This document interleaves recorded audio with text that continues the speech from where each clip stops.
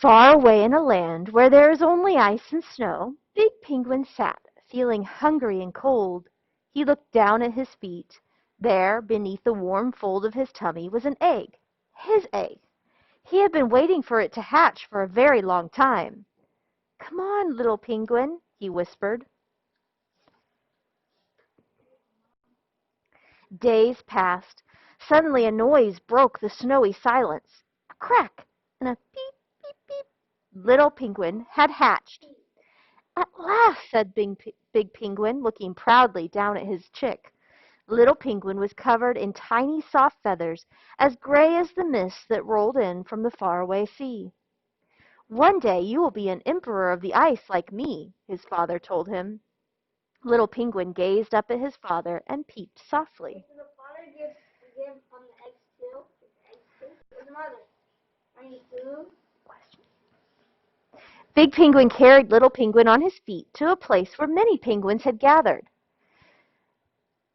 There were Adelies and Chinstraps, Jintos and Rockhoppers, and the great emperor penguins, just like Little Penguin's father.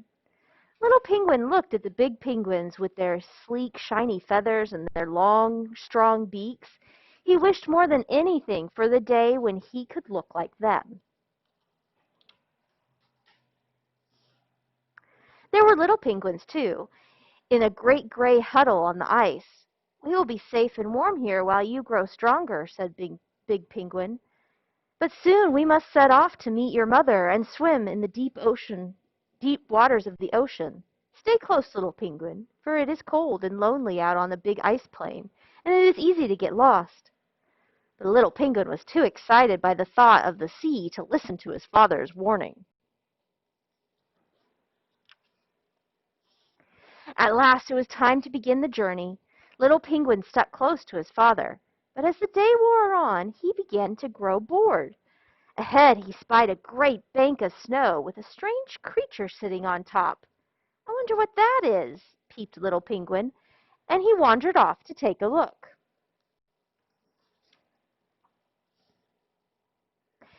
It was a huge bird, bigger even than Big Penguin.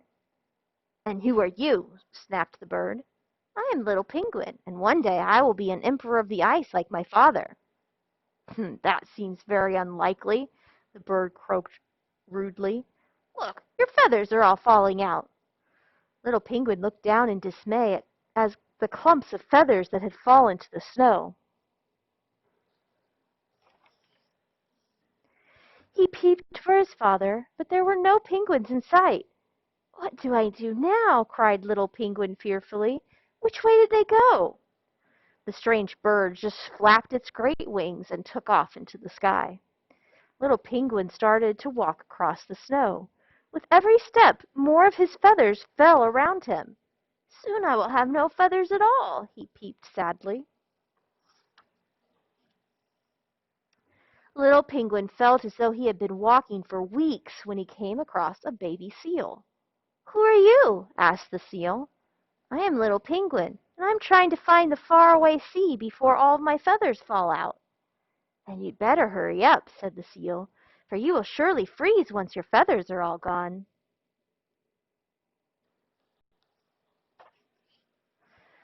So Little Penguin walked on, even as night fell. Then he noticed something strange in the distance.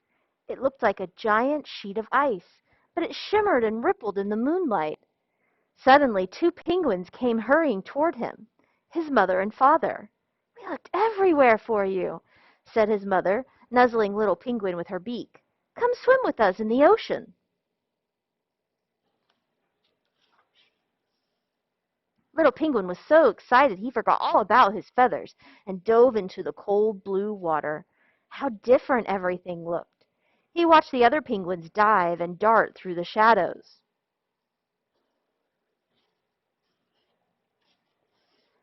"Won't I Won't I freeze without my feathers?" Little Penguin asked his mother nervously when they were sitting back upon the ice. "But you have beautiful feathers!" exclaimed his mother. "Look!" And when Little Penguin gazed at his reflection in a spot of smooth ice, he saw for himself. His soft gray feathers were gone, but new ones had grown in their place. Sleek, shiny feathers, just like his father's. "Now you too are an emperor of the ice," said Big Penguin, and Little Penguin felt excited and proud, for at last he knew it was true.